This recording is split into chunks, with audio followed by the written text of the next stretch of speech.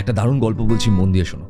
একটা ক্লাসরুম চলছে, সেই ক্লাসরুমে 0 থেকে 9 এই 10টা সংখ্যা রয়েছে, ক্লাস করছে।